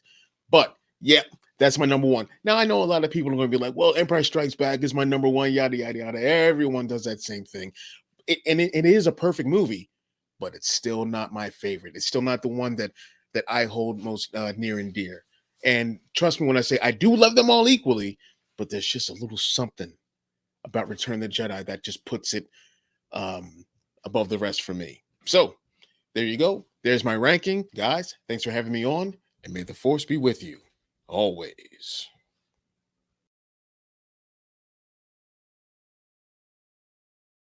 Oh, thank you, Chris. I mean, it's kind of a top 10. I suppose it's a top 1 and then 9 top 2s. I don't know. That didn't really make sense. But yeah, great. So much love for these films. So much love for the franchise. I love it when I hear people talk about their stories about when they first saw the films or when they first experienced them. Star Wars came quite late to me. I was always aware of it, but like it came to me a little bit later than a lot of people. So for me, like hearing these stories of like childhood memories and seeing them at the cinema when you're a kid and all that kind of stuff is just, I love it so much. It's what I love about this franchise. So nice to hear Chris talk about how much Return of the Jedi means to him. Yeah, and this is where it kind of comes from. So people might be wondering then about the scores and all that stuff. I'm going to bring them up. So this is an executive decision I made, and I have absolutely no issue doing so. Chris has come on here and he's said what we all know, that he loves all these films equally, but there's one that stands above. So what I've done, I've split the points. So what the points you would have between 2 and 10, I've added all up and I've split equally by the other 10 films. So it is a top 11, but I've split them up equally to share the points load. So everyone's going to get those equal points to +8 for everything else, +25 for Return of the Jedi. And the reason I've done that is because I'm going to actually go to the core of this video. We love Star Wars. We love it. This isn't a be-all and end-all. This is a ranking video being done by 11 different people by the time this is totted up, including an AI machine. We're going to have an AI machine. I'm not going to disallow someone that loves all these films, and that's the whole point of it. And it just means, as you said, Charlie, to get people's stories with them, what it means to them, and that's the fun of these videos. Some people take stuff like this far too seriously. Some people actually chuck an opinion around that they don't actually know. Not even as a real opinion, they just pretend they know things. And say they enjoy it, and this is why they enjoy it. So Chris's list goes absolutely in. Again, thanking him for sending this in Broaxium, for sending him Ben for Star Bros podcast as well. Getting both of them was lovely. And Chris has said we'll be at Celebration. So go on Broaxium's account, hit subscribe, follow them all on Twitter as well. They're gonna have a lot of stuff, a lot of fun stuff as well. So that is that. And that's finishing off everybody that sent them in. So it kind of leaves it just for me and you, Charlie. Now I have your top 10, but the beauty of you taking time out to host it today, I don't have to drop you a message saying, can you do it in 4 minutes, please? I don't have to say, you've got 4 minutes to do a list, or maybe 6. You get to take however long you want. Obviously not too long though. But you got a couple of hours. Listen, we could speak hours on Star Wars. I'm sure we haven't. Even a little behind the scenes for people like me and you met at the premiere for The Last Jedi in London, and that is Yeah. bonkers because you got your wristband the night before, Yeah. and me and Marco, who I'm finding name drop, were the first ones in the morning to get it. So even that like mad coincidence is all tied in. So yeah, that's like our background. But sort of segueing it over, your top 10, go for it. Oh, well, I feel like my brain's going a little bit Star Wars crazy now after all those lists. So I hope that my list, makes sense. But I'll just get straight into it. So obviously, I mean, I didn't include the animated Clone Wars because I didn't think to. But there is one film that didn't make my list, which is Attack of the Clones, because it's awful. So that's number 11, but we'll just skip straight over that. Starting, I'm sorry, George, but number 10, episode 1, Phantom Menace. For me, like I said, so a bit of my Star Wars backstory. I didn't grow up watching these films in the same way a lot of people in my generation did. It just wasn't something that was introduced to me. Like, I have an older sister, so we were much more into sort of like the generically girly things when we were growing up. So Star Wars was always kind of on the back burner. I was very aware of them. I remember them all the prequel trilogy coming out in the cinema, but they just passed me by. So it wasn't until I was actually in my early 20s that I first sort of started really understanding Star Wars and letting it into my world. So Phantom Menace doesn't hold that nostalgia that it does for everybody else in our generation. So unfortunately, it is at number 10. Number 9 is Solo, a Star Wars story, which I actually really like, and like we've seen tonight, it's had quite a lot of love actually, which is nice to see. And I think Dave put it the best. It's a proper Star Wars Sunday afternoon film. Like, you've just had a big roast, you can't really be bothered to do anything else. Let's put Solo on. We'll all probably fall asleep watching it, but that's fine. Number 8, we've got episode 3, Revenge of the Sith. Great film. Can't really fault it. There just isn't enough spaces at the top of the list to fit all these films in. So I do really love it. It has got some great moments. It's actually my sister's favorite. So a little shout out to her, because she's also part of the reason that we grew to love these films together. So part of the reason I love it so much is because of how much she loves it. So that's Revenge of the Sith. Number 7, Rogue One. Again, I would have liked it to have been higher. I think it's incredible, and I saw it like 6 times at the cinema. I think I even went to see it on like Christmas Eve or something, because I just loved it so much. And I love Jyn. I think she's an incredible character. I love how much the Disney era brought females to the forefront of the story in the same way that Leia was in the original trilogy. And I think Jyn, I think she's a brilliant character. I love what she brings to the story. Then I've got Last Jedi, which is great. I mean, it's beautiful. I think it's just everybody said it, all the way through these lists, that it really is probably the most visually stunning. Every time that I'm watching it and they're on the Salt Planet and the battle starts, I always have to take a picture and send it to someone. I've probably sent it to you in the past, and I'm just like, this is just mind-blowingly good, like beautifully made. The sort of contrast between the white and the red, and how we weirdly haven't actually seen those colors used together in Star Wars up to this point. Like, I just think it's so nice how he took something that already had so many roots, but kind of like refreshed it a little bit and gave it like his own spin. Yeah, love The Last Jedi. And then at number 5, we've got Rise of Skywalker, which I know a lot of people are going to be like, oh, Charlie, what are you doing? Rise of Skywalker above Last Jedi. I think that was me when you texted it to me. I was like, that's probably worth what I put. I'm sorry. It's fine. No, it's fine though, because this is the whole point of this, is that the we whole get point. different opinions. I'm allowed to love it, regardless of how many people hate it. I love it.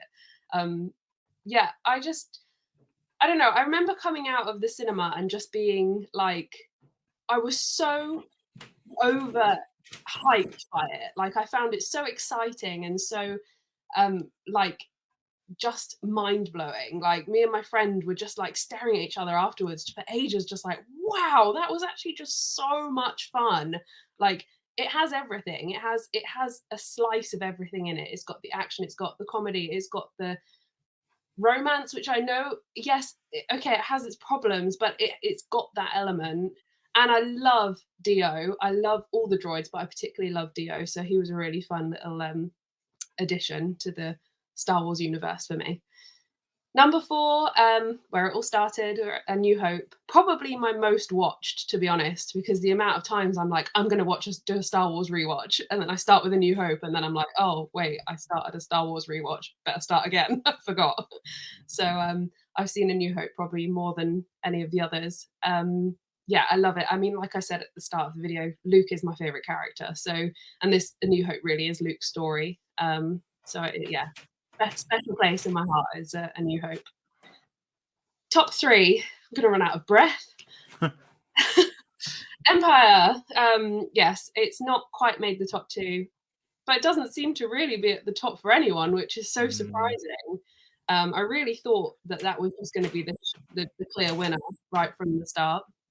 I do love it though. I think it's obvious. I mean, it's got the Star Wars moment in it. Like, we can't fault it. It really is a perfect film. Number 2. Now, number 1 and 2 actually for me are pretty much on par. Like, I put them this way round just so I don't get mobbed in the street, but actually they are basically equal for me. So I've got Force Awakens at number 2. I suppose in the same way a lot of people have said the prequel trilogy is their Star Wars, for me the sequel trilogy is kind of my Star Wars, because I came to it at the stage where Force Awakens was just about to be released. So it's, well, actually for me it's kind of Force Awakens and Rebels. They were my introduction to this universe. So I love them both so much, and Force Awakens was just everything. It was everything I wanted it to be. It just ticked all the boxes. And then, just like most people, number 1 is Return of the Jedi. And I can't remember who said it earlier, but I love the Ewoks. I think they're adorable. I think they're so much fun. I have a lot of respect for Warwick Davis. I think he brings so much to this franchise, not just as an actor, but also just as a fan, as like he's like an advocate for Star Wars, which I just love. I think he's great. So that's also quite special. And it's just perfect. It's a perfect film. Perfect. What I'll do, I'll bring up the graphic for everybody at home so they get to see Charlie's top 10 on the screen and the points. And the thing is, right, the things really jumped out in like, I don't mean like a horrible way, but like, because I know you, that list is very, to me, like, that's about right. That's what I'd expect. Yeah. And that's what kind of made it fun. Is that, obviously there'll be people that haven't seen you or they have seen you on videos and whatnot, but it's really interesting. And obviously, like, going through history, what you said as well, I know you are newer to Star Wars than most, which has kind of made it really exciting seeing these with you, because so many of us, I've said it in so many videos, most Star Wars fans will say the first time they saw Star Wars was the original trilogy, or it was the special editions, or it was the prequels. And I always say in 10 years' time, we'll get the sequel generation that come in, who were the age I was back then in Phantom Menace, that were in 77. And you're kind of not in that age thing, but because you were newer to Star Wars, it's really exciting to see your opinion, and the fact you don't have the nostalgia of the prequels, that you didn't grow up with them, it adds more to the sequels. Yeah. And I think it's just something that's going to happen more and more and more as the years go by. I think that's what makes it so exciting. And that's what makes them important. All these absolute morons that go around saying they don't exist, they shouldn't exist. We're not having that here. And to me, it's just the repetition of history. These people won't tell you they used to give abuse about George Lucas daily. They used to always slate the prequels, Indiana Jones 4, get George Lucas out of Star Wars, get him out, get Disney on. They've done Marvel, that's successful. All that stuff happened for years and years and years and years. And just because 1 or 2 films didn't go the way they planned them in their head for 20 years, they absolutely lost the plot. Absolute psychopaths. So that's that. And again, in 10 years' time, when that sequel trilogy generation grows up, they'll be saying the same things I've said for the prequels. You know, growing up, I think Phil who always has a fantastic story where he was like mocked by his lecturer at uni for enjoying the Star Wars prequels, and Phil's older than both of us, and he loves them, and he'd get mocked for it, and that's why, like, although I don't like 9, I don't sit there and cry about it because I know that there are kids 10, 15 years, 20 years, maybe younger than me. That's their Star Wars. Yeah, And that's what exactly. it's about. And that's what all these videos are about. You know, we're allowed to have fun talking Star Wars again. It's been far too long since we've been able to. And without that sort of mellow tripe, I'm going to segue into my top 10. Yes, even though I think I can probably guess it. Yeah, I mean, I'm not gonna lie, I had to write these down because, like, before we hit record, I was like, wait, I think I know my top 10. I just need to write it down, double check. So, I'm happy to do 12. I'll go down from 12. So 12 is Clone Wars. Listen, you know, the way I see the Clone Wars film, it did a lot of damage for the TV show, taking 4 episodes out, saying it to film, then getting some of the actual actors. I think Christopher Lee and not Mace Windu and Sam Jackson did the voice roles. I think that did a lot of damage to the show because the film didn't work, and a lot of people suddenly just didn't watch the show because of the film. And as Phil said earlier, thank God that the series got to where it did because it is superb. As he said, some of the best ever Star Wars. So that's 12 for me. But again, I don't really think it's that film's fault. 11 would be Rise of Skywalker. I'm just gonna. I'll say this. You know, Plays over it. It's fine. Going with what Ben said, you know, even though the stuff I dislike, it's still got an unbelievable duel with Kylo Ren and Rey. The sequel trilogy duels are very.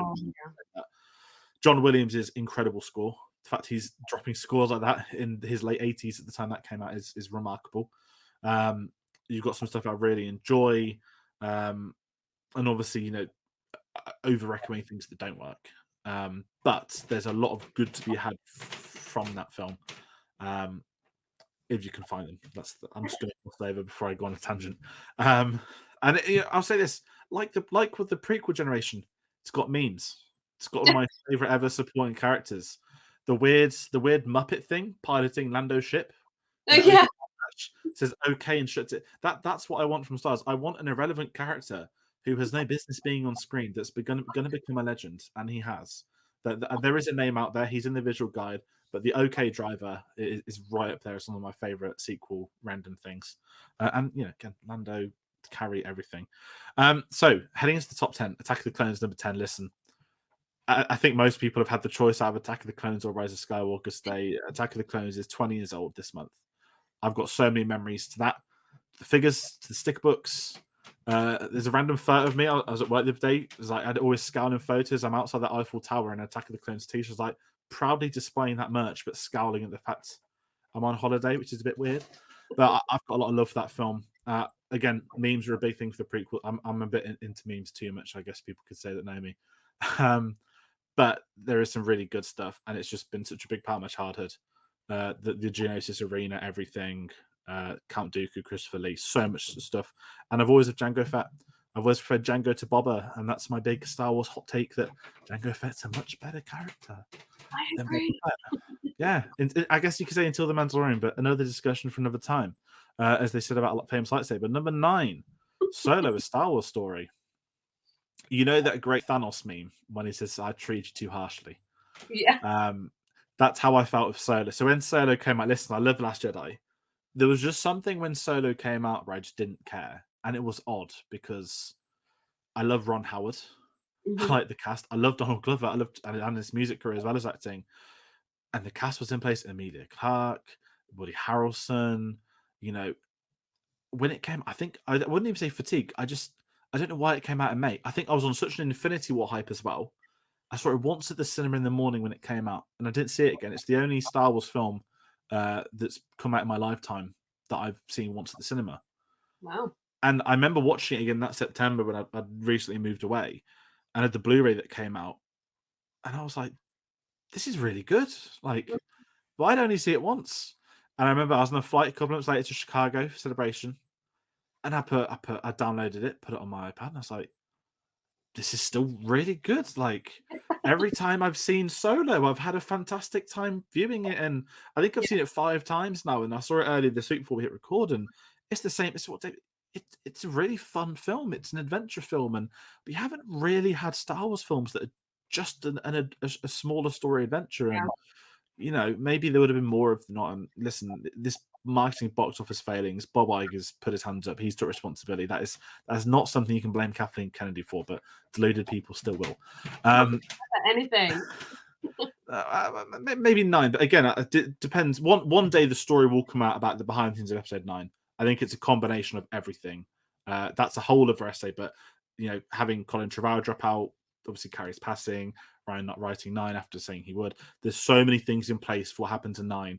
And then if it did get delayed, people forget there was a pandemic 3 months after. So we might not have even had episode 9 out if it had been delayed. So to me, that's a conversation for it's probably like a cursed film production. One day we'll get a story. But number 8, though, is episode 1, The Phantom Menace, the film that started all for me. The films this day I've seen the most in cinemas. I was told growing up I saw it 6 times at the age of 3. Nice. I think both sets of grandparents took me once, auntie and uncle once, the rest of my family. And when they did the 2012 re-release, I had a day out of school where I got to see it. I'm just going to leave it there on an IMAX, which was incredible. And so many fond memories. Again, I spoke about F1 today. I always say to them, if it wasn't for the pod race, I don't think I'd like F1 as much as I do.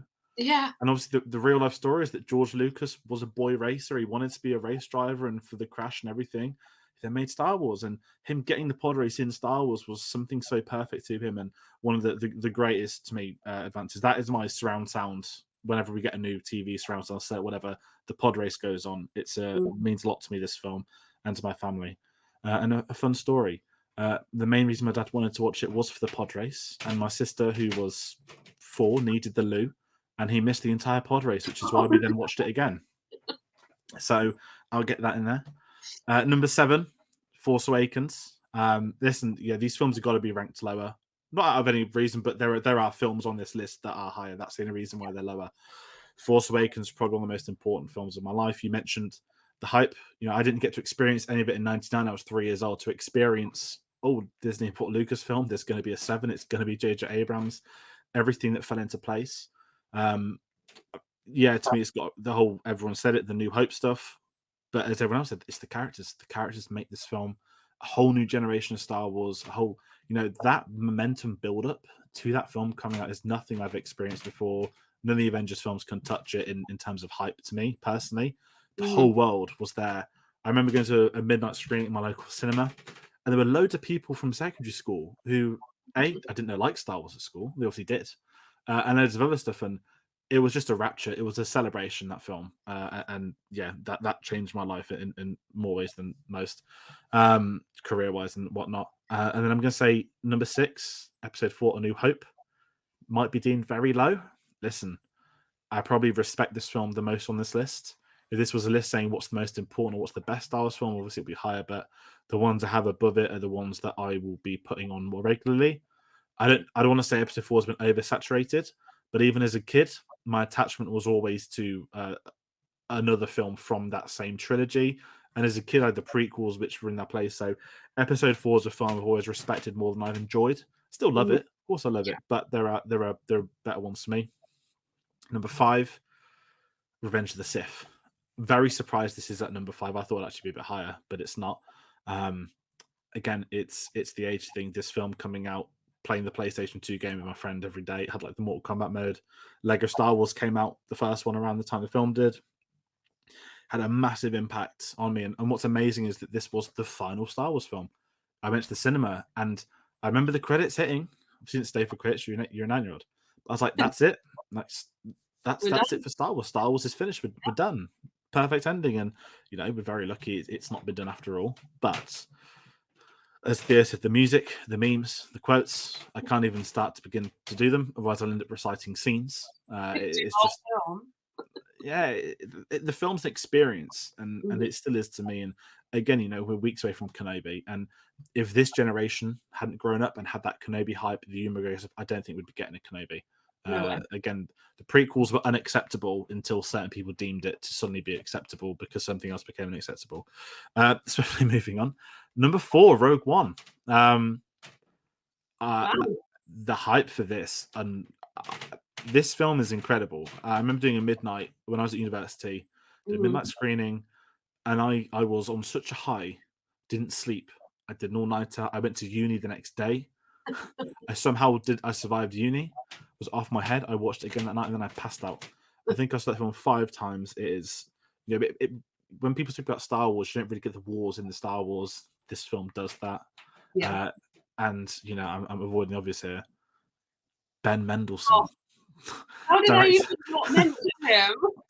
Director Orson Krennic, one of the greatest characters. Listen, I said Kylo Ren earlier, and it is, but Ben Mendelsohn's not far from it. If he is going to be in Cassian, which I think he will be, he was filming a Disney series at Pinewood at the same time. Cassian was.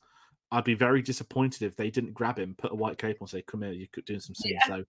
So, and Michael Giacchino's score, perfect. Number 3, Return of the Jedi. Now, as a kid, this was my favorite Star Wars film. I got to say again, as a kid, I have 3 Star Wars films plus Episode 1 for 3 years, then Episode 2.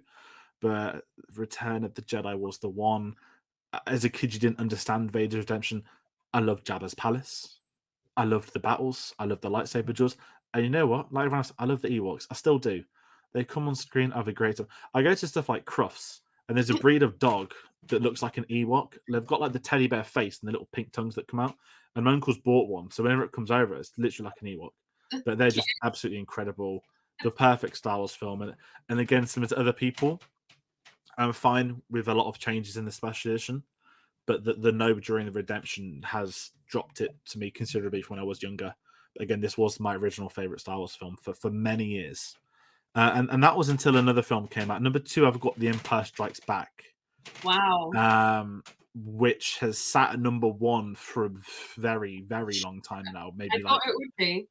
Yeah, I'm honestly thinking like when the Blu-rays came out in 2011 and I rewatched them all on like HD, I think that's when I'd hit the age. I was like, oh, like Empire Strikes Back's better than Return of the Jedi, and that was like that was like 15-year-old me, like film terms. I was like, Empire Strikes Back's really good. Like I didn't enjoy it much as a kid.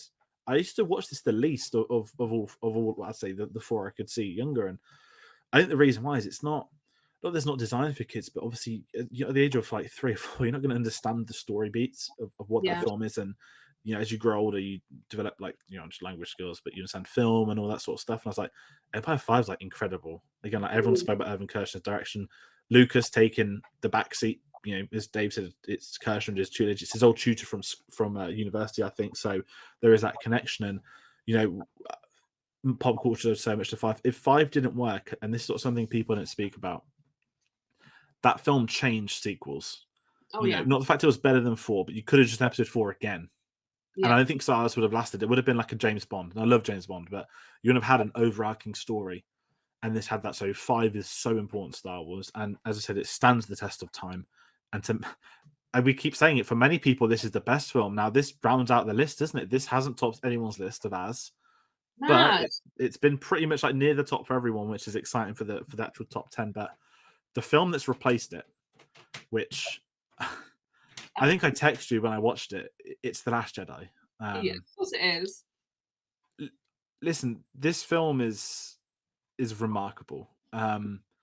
Obviously, like I said, we met at that red carpet for it, and I remember that's the first ever red carpet I ever did as a fan, trying to get autographs from people. My memories before that I even saw the film was extreme. Obviously, I had Carrie's passing. We had Celebration Orlando that year. I think it was Orlando when we had the trailer come out, and everything about this film to me was working. And obviously, the way Episode 7 ended, you had the cliffhanger with Luke. And at the time, I think you can even find it on this channel. The Episode 7 review, I said, Kylo Ren could be the best ever Star Wars villain. I don't know if this is word for word, but this is absolutely what I said. I remember getting chastised for it. I said, he has killed Han Solo. So if they can build off that, they can make him the greatest villain ever. What did we get? We had the throne room scene, which I honestly believe is in the top 5 Star Wars moments ever, if I was to even try and do a top 5. And the reason that works so well, and it's not because, you didn't see it coming. No, we didn't see it coming. But it worked for the story and for character development. Not that it's not predictable. It's actually very predictable when you write down the character trajectories, and it is a remarkable film, as Tom said. Tom can say it in a lot more eloquent way than me. I got to go to Skellig Michael on my 21st birthday before the film came out. That was like majestical for me. The fact the film hadn't come out and I'd done a pilgrimage there. Every time it comes on screen with its theme, you get another incredible John Williams score. But I think this is the one to me where, similar to Empire Strikes Back, yes, this isn't hunky-dory. They're not all getting along. You split your protagonists up, you split your trio up. But what we get is the development of two of the best Star Wars characters in the series in Rey and Kylo Ren, where they're doing their training, and then you get the return of Luke Skywalker, Mr. Perfect, the Ultimate Jedi, and we have the incredible, not like Rashomon setup, but the whole different variations of that same story. And the reality is that, listen, Luke may be deemed the perfect Jedi Knight, but all it took was one moment of madness, and it's what he says. You see the fear in the child's eyes before him, and it's just such an incredible one. Every time I see it, it gets better. And this is why I struggle, because when I watched it, I didn't sit there thinking, oh, smugly, yeah, this is going to be my favorite Star Wars film. I sat there, I was like, I've waited a long time to rewatch The Last Jedi, because the last time I saw it was a few hours before 9 came out, before on a triple bill. I missed the first one because we were at the episode 9 premiere. You have me at that one as well as Marco. So I saw all of episode 8 at the BFI Max, 2019 now, up till today. And playing Lego Star Wars as well was excellent. As you said, you get all the salt stuff. But to me, this film is beyond trajectory. This is, I think, a combo of being the best and a favorite of mine. And it just means a hell of a lot to me. And as Tom said, I implore you, if you do dislike this film, please try it. Take away certain things. There are some things that don't work completely in it. I actually really like Canto Bite. Me too. I love the whole concept. I mean, maybe because I'm a bit too political outside of film stuff. It's the whole, well, yeah, they said it to criminals, but they said it to you lot as well. What's the difference? They were profiting. Yes, that's very political, but I like that kind of thing. And how the film ends, the sacrifice from Luke Skywalker. Sorry, I'm turning to that review. But just the way it ends, it's so perfect. It's so perfect. Bar the cringy "Hi, I'm Poe. I love you, Oscar," but that was Colin Trevorrow's setup for 9, and he never made it. So that's the one line I don't like. But Rian Johnson, come back, do your trilogy, do Knives Out first. I know you're doing a TV show with the person doing Acolytes, but we want you back for this trilogy, and maybe we'll get something in celebration. But The Last Jedi is my number 1. And sorry to keep talking, but I'm going to bring up my list now, just as a refresh. Yeah. But yeah, sorry, Charlie, I've spoke for a while. That's What okay. are your anything stands out or jumps out just off that? I mean, Rise of Skywalker's not on your list, so Is it clearly surprise, I'm not that. No, I'm not surprised at all. I can tell you about the first time I saw it. I was with Dave and Phil, who are in this. BFI IMAX, triple bill. The hype like nothing ever. And when it ended, I think it was Dave that said, I won't say what he said, but we all stood up.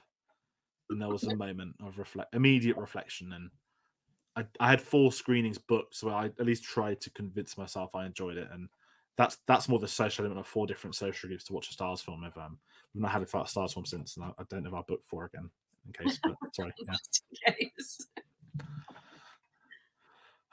Right, sorry. That counts out our rankings. What we're going to do now. So for everyone at home, obviously, I'm not going to expect you all to have a calculator. You can do it. I have triple checked and quadruple checked these numbers because I did make a mistake when I was doing it at home. You. But we're going to bring up each film and where they finished. Again, accumulating everybody's score together. So this is for fun.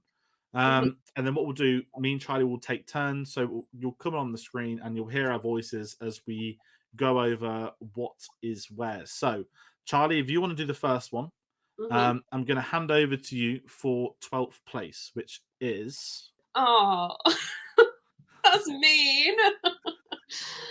In 12th place is The Rise of Skywalker. And that's all I'm going to say. Well, we can say it's got 23 points. Which is the worst it could actually possibly get. So there we go. It could have had 0. True. But it is, listen, something had to come last. And the one I'm not surprised by is what came in 11th place. I thought this was a dead rubber with 0 points. I'm not going to lie. Sorry. The Clone Wars movie. 26 points. Listen, this is the artificial intelligence that has determined this. And you know what? I love it. And it's not because I just love the fact the Clone Wars isn't last. And again, going back to Phil. Phil's given it a point. Thanks, there is hope. And the one thing we never spoke about, it gave us the dawn of Ahsoka Tano. We owe it a lot for that, at least. Yeah, and then in 10th place, Oh wow! I actually thought that was the one that didn't make the list. it's made the top 10. 35 points there for Attack of the Clones. I don't think And then, anyone's surprised. no, I mean, yeah. Listen, it was going to be Attack of the Clones or Yeah. Skywalker in 10th, wasn't it? And in 9th place, which is one I actually quite like, sitting a bit of a no man's land, 42 points. We have Solo: A Star Wars Story, and kind of what we both said, like it's cropped up, and Yeah. a lot of people have enjoyed it, and it's not perfect, but you wouldn't think the only Star Wars film that bombed at the box office would be in 9th out of 12th, and it's not. Got a lot of time for Solo. Yeah. And 8th place, Episode 1, Phantom Menace. I actually thought this might have come in a bit higher, personally, just given the sort of age range of the people doing the top 10s. But, solid 67 points. Can't really complain too much at that. No, definitely. And again, for the first film and one that was deemed controversial at the time, I think it's a solid Yeah. title. And moving into 7th place, sort of similar ground. Big gap though. We've got The Force Awakens, but we're jumping now. We're in 88 points total for Yeah. this. It's nice. I think that's solid numbers. I can't complain of that. It's done well on a lot of lists, and yeah, I don't know. What do you think? I know you like it a bit more than I do. Yeah, I mean, I love it, and I think it's I'm glad people can respect it. You don't have to love it. It doesn't have to be your favorite, and I appreciate that the sequel trilogy is not for everyone, but I do like that people can look at it and say, it's a solid Star Wars film. Like, there's no question about that. And also just for that poster. I mean, look at that poster. It's beautiful. And then if you want to do sick, yeah, let's have a look. Oh, Rogue One, of course, another great poster. 103 points. That's quite a big jump. Yeah, solid. Yeah, for a spin-off film that's not part of the 9, I guess you could say. I think that's good numbers, and Definitely. I'm excited about that. And then segueing to number 5, this is where it's going to get meaty. I'm not going to lie. I think this is where we're going to get the twists and the turns. In 5th place, with 122 points, is Revenge of the Sith. Now, I thought this would be higher. I'm not going to lie. Really? There was something, I don't know what it was. I just thought this film could sneak up. But it didn't. But it's 5th. At the end of the day, look at how people treated those prequels so many years ago, and it still sits here 5th. 17 years onwards. So that is 5th place. And in 4th place, we have got Last Jedi, 4th place. I just think it's actually proving everyone wrong, which I love. This film deserves the love that we've shown it tonight, and I appreciate everyone that put it high up in their top 10. I mean, to beat Revenge of the Sith by 3 points is quite extraordinary. Yeah. And this is it. It has been in most people's. I think it's been in most people. Has it been in everyone's? It might be. I need to double check that. But it jumps there, and it has its fans, and it's kind of what Dave said earlier on. Because of how polarizing it is, it's the intrigue to see where it still comes, and to come 4th out of 12, where some grown men on the internet tend to cry. I don't. If anyone used to watch the Star Wars show, Andy Gutierrez had an incredible mug called Fanboy Tears, and they get tweeted abuse every week for how people speak about this film. It's doing all right. People like it. It's about 5 years. Hey, maybe we'll do a 5-year anniversary video at the end of the year for it. I'd really love to do that. Yeah. I'll be But segueing into 3rd place with 137 points, it's not far off The Last Jedi. You've got Episode 4. Hope. Yeah. Now I'm kind of surprised. I thought it'd be higher. I'm not gonna lie. I thought it'd be higher. Yeah, maybe I think if I had been predicting, I would have said it would be 2nd. I think a lot of people. I don't know about you, George, but for me, I put it in 4th place, and that kind of hurt me. I was like, how dare I? Who do I think I am putting A New Hope at number 4? Like, it's the one that kicked it all off. Surely it should be number 1. But I suppose we're ranking this based on our enjoyment of the films as individual films. So 3rd place is pretty good. Yeah, exactly. I think that's the right thing as well, that you feel bad for putting it lower, but ultimately where it stands is what you enjoy, and everyone's got the other ones. And if we're going to talk about 2nd place, a film that no one's actually really spoke about tonight, we've got The Empire Strikes Back in 2nd place with 163 points. I think what's crazy about this did not top a single person's list, yet it is right there Yeah. in second place, quite a distance above third, I'm going to say. Hmm. How do you think with that? I know we haven't really spoke about the film tonight. I think it's just quite clear that even though it may not be anyone's favorite, everybody loves this film. Like it means so much to so many people. I firmly believe that cinema would not be what it is today without Luke, I am your father. Like, how many times has that line been parodied and quoted and used? And even people who haven't seen Star Wars know what's going on, with that line. And I just think, yeah, I mean, okay, so it didn't top anyone's list, but second place with 163 and in great company in the top 3 as well. I just think it's no surprise that it's as high as it is. No, definitely. And if it's not obvious what's won to anyone else, in number 1 with 184 points, we have Return of the Jedi. Now, this was a lot of fun for me to see. I mean, I'm very lucky, so I get to see all these rankings come in. Everyone was sending me through, and maybe I get a little bit more fun because I get to add them up and see what's going where. But then it just came at everyone loves Return of the Jedi, and it's kind of what I said, earlier as well. This was my favorite growing up, and I just don't think it's possible for anybody to dislike Return of the Jedi. It's up until 2012 or 15 when it came out. To me, it was the greatest ever film to end a franchise with. Yeah. Because it had the ending that it built up to all those years, and so much love. Return. I'm glad that's there. It's a worthy winner. Definitely, and I think it's one of those things that if you consider yourself a Star Wars fan, you love Return of the Jedi. Like, there's nobody out there who's like, I love Star Wars, but I don't really care about the original trilogy. Like, nobody says that. That's just not a thing. So it's I think it's deserves to sit up on that mantle as Cinema Savvy's number 1 Star Wars film. Absolutely, and we'll bring up the top 10. We've got the final rankings here for everybody at home. So have a look at the screen if you're listening. We have the top 10 here. I'm just going to really quickly go over them again. In 10th place, Attack of the Clones. 9th place, Solo. 8th place, Phantom Menace. 7th place, Force Awakens. 6th, Rogue One. 5th, Revenge of the Sith. 4th, The Last Jedi. 3rd, A New Hope. 2, Empire Strikes Back. Number 1, Return of the Jedi. Now, Charlie, seeing those scores together for you, does that feel closer than what it was sort of going through one by one? Yeah, I mean, I think the top 3, obviously, like, there's quite a jump there between second place and third place, but those middle ones, there's just a couple of points in it between 4 and 5. So yeah, it's quite surprising. No, definitely, and that's kind of been it. It's been fun to do this. It's weird to do these ranking videos as well because they're not easy to put together.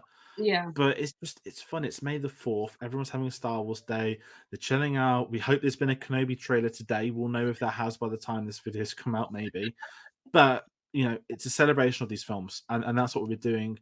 As we keep saying, the month of May is dedicated to Star Wars for us. Yes, there's going to be other things. I'll speak about them in a bit. But we're kickstarting the rankings, and to have a civilized Star Wars discussion in 2022, like as Darth Maul would say, what fun, and we didn't bring up stuff like Rebels, Mando, Boba Fett. This brings series into it. It'll make it so much more difficult for people to do at home. But again, this has been a rankings on the 12 theatrically released Star Wars. Maybe in a few years there might be 15, 16 of these films, or there'll be a TV series ranking video to do if enough TV series come out in the next year.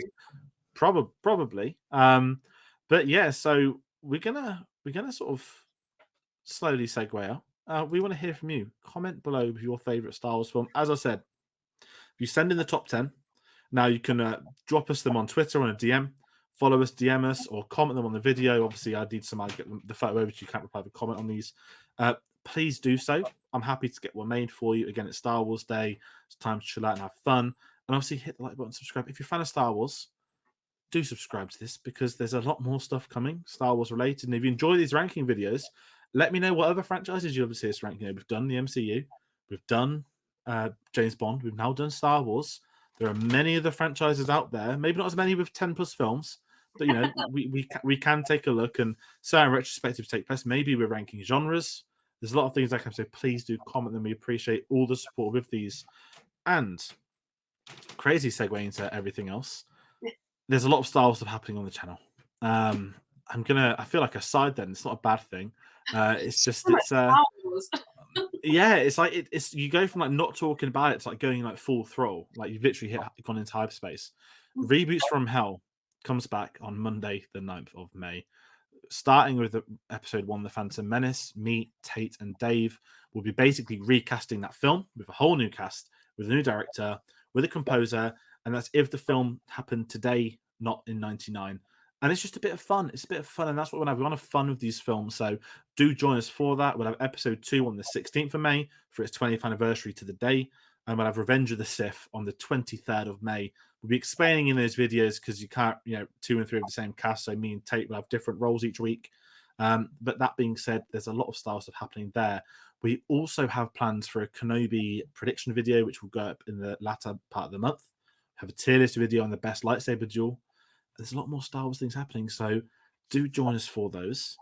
And I'm also going to talk about some non-Star Wars stuff because every week we have currently running the Steven Spielberg retrospective. Next up, we have E.T. the Extraterrestrial going up Tuesday, the 10th of May. That is me and Neil on that one, discussing everything E.T. Charlie, we do get to name drop you on that for many good reasons. And for the Star Wars fans out there, we have a fantastic conversation about Kathleen Kennedy being one of the most successful producers in the history of cinema. So please do enjoy that. I know you're all going to enjoy the conversation about Kathleen Kennedy. I will. And I know you. Well, that's how we bring you up in it. I mean, you've met her as well previously. You've spoken with her, and she is one of the best producers. And George Lucas chose her to lead Lucasfilm. That's what people forget. She is the president of Lucasfilm before Disney took over. There's a conscious choice from the founder of Lucasfilm. Yeah. So we cover a whole conversation, an incredible career, and we do get a little bit tip of ET. With the Spielberg retrospective, it's every week. There'll be many Kathleen Kennedy conversations as we get all the way up to Lincoln. And it doesn't stop there. This is not a sigh. This isn't fatigue. This is a Marvel discussion now. Doctor Strange into the Multiverse of Madness. We're going to have a spoiler discussion up this Friday, the 6th of May. That will be live. Me and Tate will both be on that. There may be some other surprises on as well. And it isn't just Doctor Strange out this week. At the time of this video going up, the finale to Moon Knight would have been online on Disney+.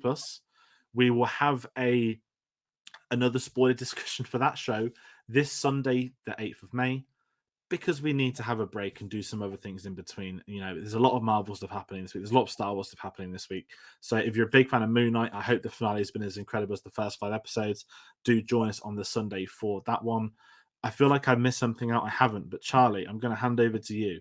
Your social media, why should people follow you? I mean, they should, but if you're going to try and sell it, dog photos, gifts. Why wouldn't you want to follow me? All I ever post is stuff to do with Captain Jack Sparrow. No, that's not true. But yeah, give me a follow. Funny Old World X on Twitter. You can also find my letterbox linked on there. I watch films. I talk about films. I work in the film industry. It's all I am as a human being. So if you like films, give me a follow.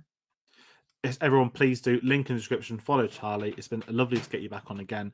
Thank We're going to you. quickly breeze over our socials for the final time. Twitter at @cinema_savvy, Facebook and letterboxd.com/cinemasavvy. Links to TeePublic in that description below. This has been an incredible video. It's been so fun to do it. A lot of editing ahead, which I'm excited for, but I cannot wait for you all to see this at home, to see how this ranking pans out. And again, comment your top 10. We'll send them over to you. But Charlie, thank you for coming on. Thank you, everybody at home in the comments. Thank you to all the amazing channels that people took time out of their day to submit videos, to record stuff. We really do appreciate it. We hope you've enjoyed today. It has been May the 4th. It's a celebration of all things Star Wars. It is Star Wars Day. So we've got a lot more coming your way. So thank you all for watching. Be sure to subscribe, and may the Force be with you.